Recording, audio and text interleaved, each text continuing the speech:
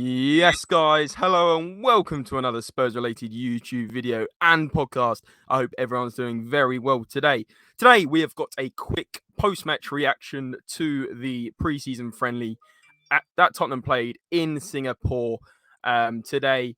And I am joined alongside Jack of Spurs-related. Jack, how you doing? James, I'm doing well, thank you. I've enjoyed watching Tottenham so far in pre-season for really the only two games that we have managed to. But there are positive signs. There's a lot that needs to be worked on, as always, with Tottenham.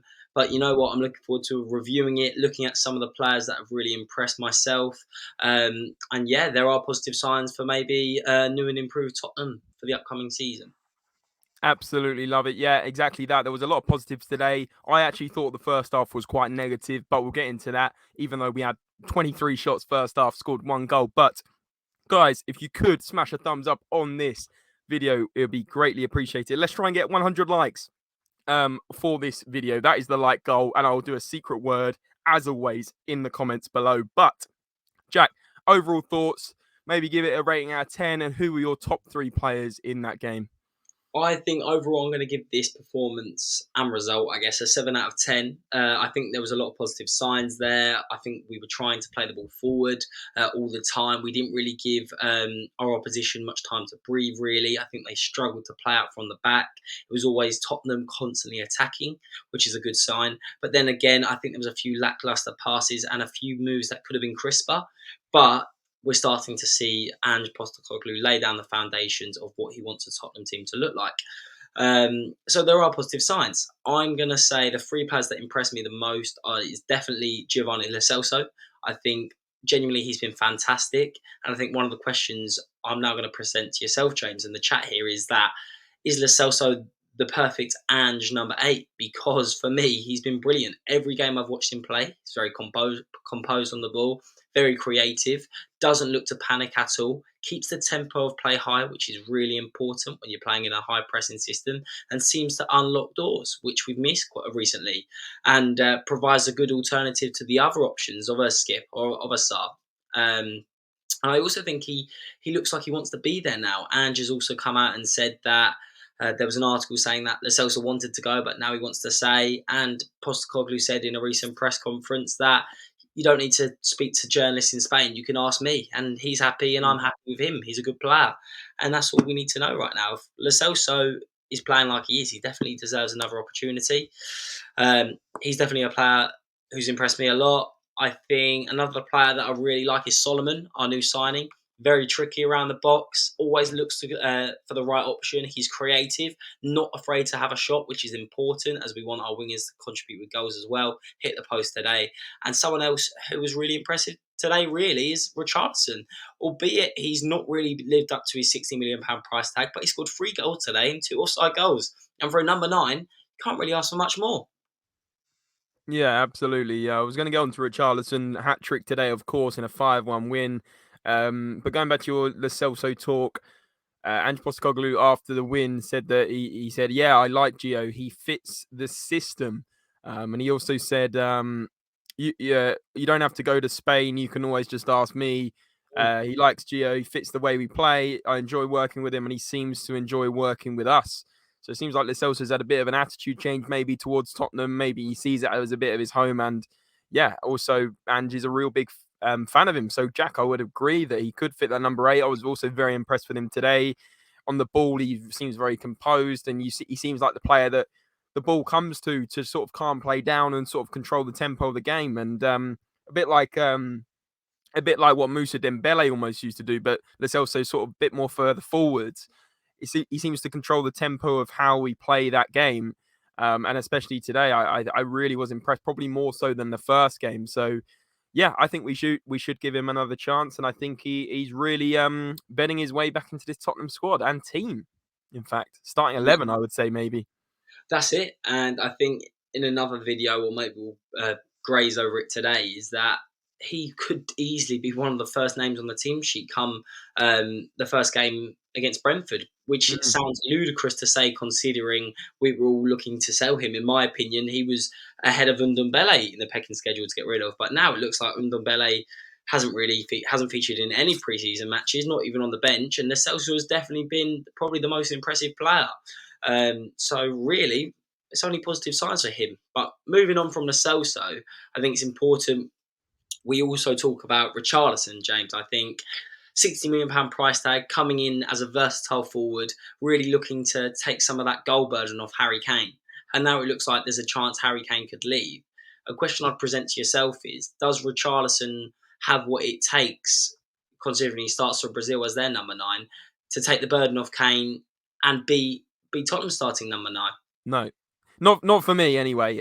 Just because he scored 3 goals against Lion City Sailors doesn't suddenly mean he can fill Harry Kane's shoes. For me, he's very much a versatile player, can play off the left, can play off the right, can play as a number 9, but overall, quality-wise, he's just nowhere near Harry Kane. And I know that wasn't your question, Jack, but in terms of someone that's going to lead the line for Tottenham, would I be confident Richarlison can do that? Absolutely not, personally. I just think he lacks confidence, and Conte did hold him back a lot. I do have to feel for him on that side, but do I think he's the quality to replace sort of a Harry Kane? And do we now need to, like, if Harry Kane did leave, would we need to go and buy another number 9? I would say so.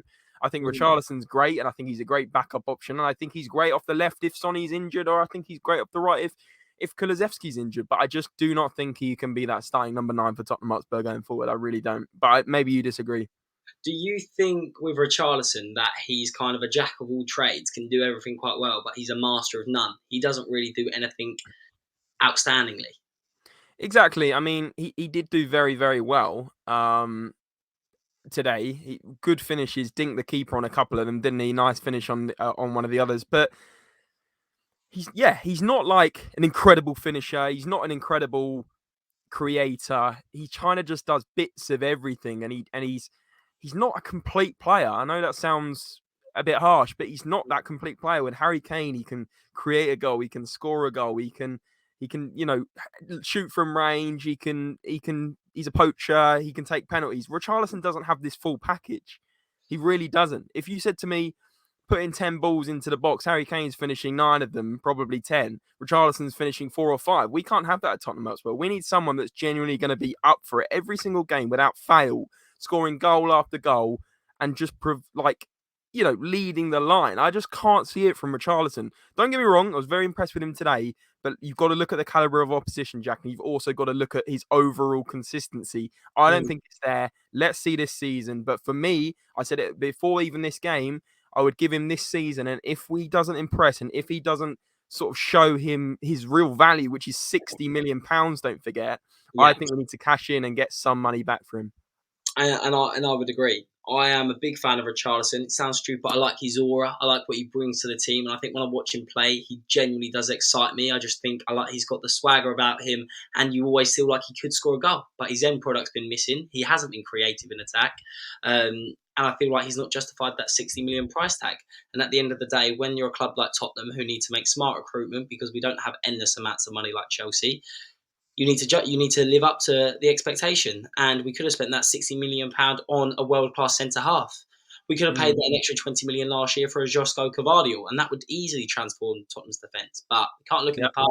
We need to look to the future. And Richarlison scored 3 goals today. So we'll move on from Richarlison. Another question I'd like to hear your thoughts on, James, would be, what do you make of Sarr's performance? Because Postecoglou has had a lot of positive words to say about him and Skip. And do you think a balance of Sarr with Basuma and Maddison could work? I don't think Sarr's going to be a starter this season. I think he's very much going to be a bench player, almost like a Brian Hill, but a centre mid version. But I also think he was good today. But again, it's sort of like Richarlison in a way. I do think Sarr has a lot more to offer. He's still very, very young, but I just don't see him being a starter. I think when fit, it will be Bentancur, Basuma, and Maddison, and What then about the first day, Brentford, Bentancur's injured, so he's out of the fold. Who would you trust to start in a midfield three? then it depends on Hojbjerg. If we've still got Hojbjerg, I'd say Basuma, Hojbjerg, and Maddison. But if it's not in the 4-3-3, so Maddison in the 10. But if Hojbjerg's not there, you've got to say Bissouma, Lo Celso, Maddison. I can't see past that, Jag. Yeah, and I would totally agree. And I think even with Hojbjerg, for me, I would have to trust Basuma to sit in front of the back four. And I know he's not naturally probably a six. He's kind of a bit of an eight as well. And I think the more games we play, we're going to find the perfect role for him. But I think if we're trying to play this attacking football and dictate the tempo of the game, then a player like Lo Celso has clearly shown he has the capability to do that. And he should be starting as of today. But then again, we've got another game against Shakhtar Donetsk. We've got a lot of training to be done. So I think we're going to find out who really fits that midfield three. And right now, I don't think anyone's nailed on. I think James Maddison impressed a lot of people today, including myself. But then again, those three spots are up for grabs at the minute. And we're still linked with Conor Gallagher in the transfer market. Other midfield players could come into the fold. You never know. We might see an Amrabat pop up, or if we can dream, maybe a Paulinho. So we're going to wait and see. But I do think the midfield is a crucial element to how successful we're going to be next season. Yeah, no, 100%. It's a very key, obviously, very key area. And Man United are heavily linked with Amrabat now. There was us saying a year ago, who is this guy? Why are we linked with him? Well, And Barcelona. more for us. We're going to lose out on a very, very good player, it looks like, to Man United, who he'll probably smash it there with sort of a midfield of him, Casemiro, and Bruno. It's kind of scary with Mount in front. I mean, anyway, but last point I want to make is sort of about that first half, because I think the second half we brought on the second team, and it happened last game. I feel like we did better second half again. And actually, it's sort of a story we had under Conte where we'd start really poor and then suddenly we'd have to chase a game. It seems like we've still got that instilled in us, this sort of start slow mentality. Although, was it slow? We had 23 shots and scored 1 goal. What's going on there? I think Maddison had about 6 or 7 shots himself, a lot of them from range. I mean, do you think this is a bit of a we shouldn't read into this too much because obviously it's pre-season and we're trying to take pop shots or go against a weaker opposition? Or do you think we need to be more clinical? For me, it's a bit of a concern seeing 23 shots, 1 goal, and that was a penalty from Harry Kane in the first half. I mean, we can't do that against the likes of Man City, Man United, Arsenal, Chelsea, Liverpool, can we? We've got to shoot and score, you know? It's like our XG must have been about 7 in the first half. I would agree, but I'd also say that it has to be expected. We all know Postecoglou teams take a while to fully understand their roles, and I feel like if the players knew exactly what they were doing at this stage of the season, then the previous managers wouldn't have been sacked because they would have been doing far better than they've already done in the league, which they've shown over the past couple of seasons. So I think that Postecoglou definitely needs to be given time. I think the players need time to adapt to their roles. And this is my only worry, James, that our pre-season hasn't been the smoothest. We've had games cancelled against Roma. We've had a match already cancelled that was due to take place against Leicester. So I feel like we haven't got the best pre-season, which is a bit of a concern of mine. But moving away from that, I feel like we're starting to get. We know how we want to play, which is important. The players are learning roles. We're seeing players that are shining that we probably didn't expect to. Another player that I'm really liking, James, and it would be so weird to say this 18 months ago, is Emerson Royale. I think he's adopted that right back position in pre-season perfectly. He's gone under the radar. I think for me, he starts over Porro currently. I generally do, which may be controversial to say, but I generally liked how he's played. And I feel like we just need to give him time.